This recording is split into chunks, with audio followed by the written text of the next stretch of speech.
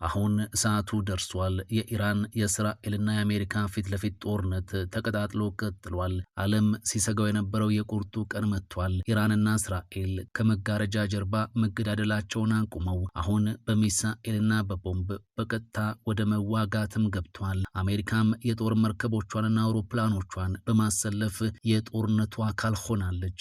ከዚህ ቀደም ኢራን በእስራኤል ላይ ጥቃት የምታደርሰው በታጣቂዎቹ ቡድኖች ሁቲ፣ ሂዝቦላ ሐማስ አማካኝነት ነበር። አሁን ግን ነገሮች ተቀይሯል። ኢራን በመቶዎች የሚቆጠሩ ባላስቲክ ሚሳኤሎችን በቀጥታ ከገዛ መሬቷም ወደ እስራኤል በመተኮስ ማጥቃቷን ቀጥላለች። እስራኤልን በምላሹ የኢራንን ወታደራዊ ማዕከላት፣ የአየር መከላከያ ስርዓቶችና የጦር መሪዎች ላይ ጥቃት ተሰንዝራለች። ይህ ማለት ሁለቱ ሀገራት አሁን በይፋ ወደ ቀጥታ ጦርነት መግባታቸውን አስታውቋል ማለት ነው። አሜሪካ እስራኤልን እከላከላለሁ በሚል ስም ራሷን የጦርነቱ ማዕከል አድርጋለች። አሜሪካም እጅግ ዘመናዊ የሆኑ የሚሳኤል መከላከያዎችን ከወታደሮቿ ጋር እስራኤል ውስጥ አስፍራለች። ይህ ማለት የኢራን ሚሳኤል አሜሪካውያንን ከገደለም ዋሽንግተን በቀጥታ ኢራንን ትመታለች ማለት ነው። አሁንም እየታየ ያለው እሱ ነው። የአሜሪካ የጦር አውሮፕላኖች የኢራን ድሮኖችንና ሚሳኤሎችን በመምታት ላይ ናቸው። እስራኤል አሁን ያለውን አጋጣሚ ተጠቅማ የኢራንን የኒውክሌር ተቋማትና የነዳጅ ማውጫዎች ለማጥፋት ትፈልጋለች። ይህንን ካደረገች የኢራን ኢኮኖሚና ወታደራዊ አቅም ለዓመታት ተሽመደመደ ማለት ነው። ኢራን ደግሞ ካልመታሁ የውስጥና የውጭ ጠላቶች ይንቁኛል በሚል ስሌት ያጸፋ እርምጃዋን መመለሷን ቀጥላለች። ጦርነቱ አሁን ወደ ኢኮኖሚ ጦርነትም አድጓል።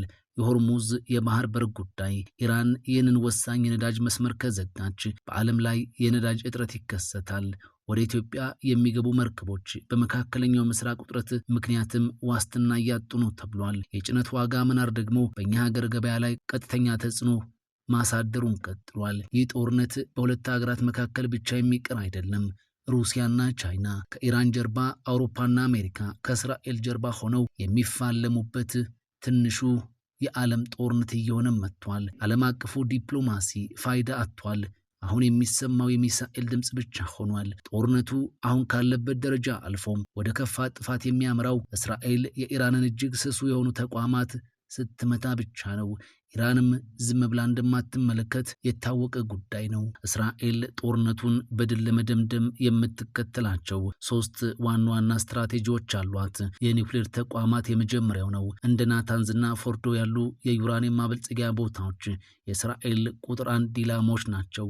እነዚህን ካጠፋች ኢራን ለዓመታት የኒውክሌር ቦምብ ባለቤት እንዳትሆን ታደርጋለች ማለት ነው። ሌላው የነዳጅና ኢኮኖሚ ማዕከላት የኢራን የኢኮኖሚ ምንጭ የሆኑትን የነዳጅ ማጣሪያዎች በመምታት ሀገሪቱን በኢኮኖሚ ሽባ ማድረግም ይቻላል። ሌላው ደግሞ ባለስልጣናትን እየለቀሙ መግደል ነው። የኢራንን ከፍተኛ ወታደራዊና ፖለቲካዊ መሪዎች በድሮንና በስለላ በመምታት የትዕዛዝ ሰንሰለቱን ማናጋት የእስራኤል ሌላኛው ስትራቴጂ ነው። ኢራን በአየር ኃይል ወደ ኋላ ብትቀርም እስራኤልንና አሜሪካን የምታንበረክክባቸው የራሷ ገዳይ መሳሪያዎችም አሏት። ኢራን በአንድ ጊዜ በሺዎች የሚቆጠሩ ሚሳኤሎችን በመተኮስ የእስራኤልን አይረንዶም የመከላከል አቅም እንዲዝል ማድረግም ትችላለች።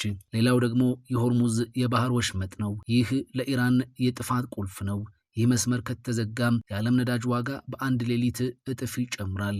ይህም አሜሪካንና አውሮፓን ለድርድር እንዲንበረከኩ ያስገድዳቸዋል። የከርሰ ምድር የሚሳኤል ከተሞች ኢራን ከተራሮች ስር የገነባቻቸው ሚስጥራዊ የሚሳኤል ማከማቻዎች በአየር ጥቃት በቀላሉ የማይጠፉ ናቸው። ኢራን በቅርቡ ይፋ ያደረገችው ፋታ የተሰኘው ሃይፐርሶኒክ ሚሳኤል ከድምፅ ፍጥነት 15 እጥፍ በላይ ይጓዛል። ይህ ሚሳኤል የእስራኤልን ዘመናዊ መከላከያዎች ሰብሮ የመግባት አቅም እንዳለውም ይታመናል።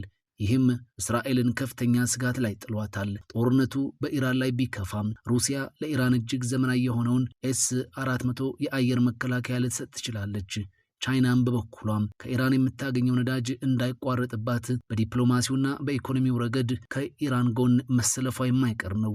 ይህ ማለት ግጭቱ ወደ ሶስተኛው የዓለም ጦርነት እየተንደረደረ ነው ማለት ነው። የኑሮ ውድነትና የንግድ መስመሮች ኢትዮጵያን ያሰጋሉ። ዓለም አቀፍ ኃይሎች ወደ መካከለኛው ምስራቅ ሲዞሩ ኢትዮጵያ በአፍሪካ ቀንድ ያላትን ስልታዊ ተሰሚነት ለማሳደግና የራሷን የውስጥ ሰላም ለማስጠበቅ ትኩረት የምታገኝበት አጋጣሚም ሊሆን ይችላል። መጪዎቹ ቀናት የዓለምን ታሪክ የሚቀይሩ ሊሆኑ የመቻል እድላቸውም ሰፊ ነው። የእስራኤል ቴክኖሎጂ ወይንስ የኢራን ብዛት? የአሜሪካ ድጋፍ ወይንስ የሩሲያ ጣልቃ ገብነት? ውጤቱ አብረን ብናይ ይመረጣል። አሜሪካና እስራኤል በኢራን ላይ የሚፈጽሙትን ጥቃት ለሶስተኛ ቀን በቀጠሉበት በዛሬው ዕለት ኢራንም በባህረ ሰላጤው አካባቢ ባሉ ሀገራት ላይ ሚሳኤሎችን ማስወንጭፏን ቀጥላለች።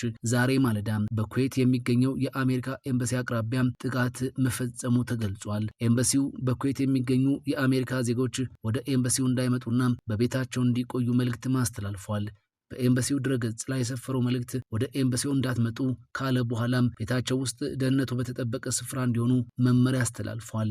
አክሎም መስኮት አካባቢ አትቅረቡ፣ ወደ ውጭ አትውጡ ሲል በሀገሪቱ ለሚኖሩ አሜሪካውያን የደህንነት መልእክቶችን አስፍሯል። ኢራን በመካከለኛው ምስራቅ ትላንት በፈጸመችው ጥቃት በኩዌት አንድ ሰው መገደሉ ታውቋል። የአሜሪካ አጋር የሆነችው ኩዌት ከኢራን የተተኮሰባትን ሚሳኤል ማክሸፏን ይፋ አድርጋለች። ሮይተርስ የዜና ወኪል በበኩሉ በኢራቅ የሚገኙ የደህንነት ባለስልጣናትን በመጥቀስ በሰሜናዊ የሀገሪቱ ክፍል በሚገኘው በአርቢል አውሮፕላን ማረፊያ 3 የታጠቁ ሰው አልባ አውሮፕላኖችን መቶ መጣሉን አስታውቋል። በአውሮፕላን ማረፊያው የአሜሪካ ወታደሮች ይገኛሉ ተብሏል። ሮይተርስ ሰው አልባ አውሮፕላኖቹ ተመተው መውደቃቸውን የገለጸው በጦር ሰፈሩ ከፍተኛ ፍንዳታ መሰማቱን የኤፍፒ ጋዜጠኛ ከዘገበ በኋላ ነው። በሳምንቱ መጨረሻ አሜሪካ ሰው አልባ አውሮፕላኖችን ማክሸፏን አስታውቃለች። አሜሪካና እስራኤል ቅዳሜ የካቲት 21 2018 በኢራን ላይ በከፈቱት የጋራ ጥቃት ዋነኛ ኢላማ የሆኑት የኢራን ፖለቲካዊና ወታደራዊ መሪዎች ሲሆኑ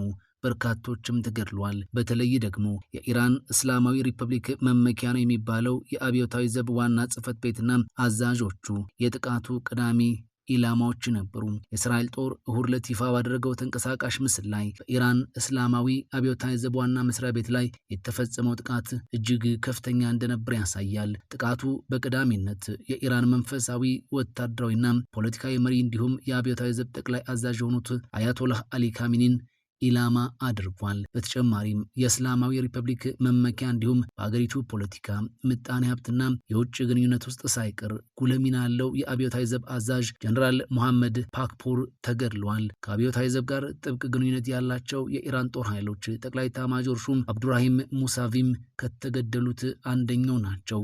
የኢራን አብዮታዊ ዘብ አመራሮች በእስራኤል ጥቃት ኢላማ የተደረገው አሁን ብቻ አይደለም። ባለፈው ሰኔና ከዚያም በፊት በአሜሪካም ጭምር የአብዮታዊ ዘቡ መሪዎች ክፉኛ ተጎድተዋል።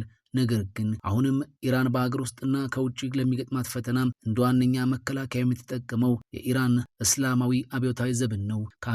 ከአሜሪካውም ሆነ ከየትኛውም ወገን ለሚሰነዘር ጥቃት ይህ ዘብ ዋነኛ የሀገሪቱ መከታ ነው። የኢራን እስላማዊ አብዮት የምዕራባውያን ወዳጅ የነበረውን የሻህ መንግስትን ከስልጣን አውርዶ ቦታውን ከያዘ በኋላ ኢራንና ምዕራባውያን አስርታትን ያስቆጠረ ጠላትነት ውስጥ ይገኛሉ።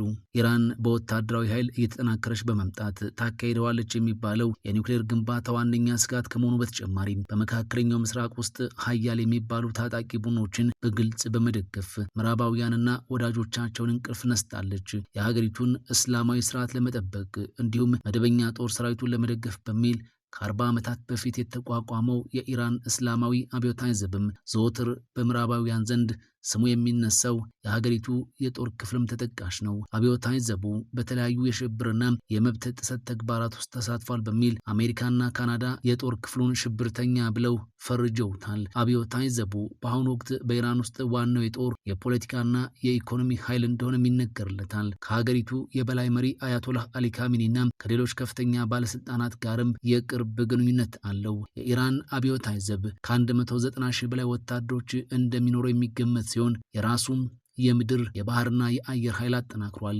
ወሳኝ የሚባሉትን የኢራንን ስልታዊ የጦር መሳሪያዎችንም የሚቆጣጠረው ይሄው ኃይል እንደሆነም ይታመናል።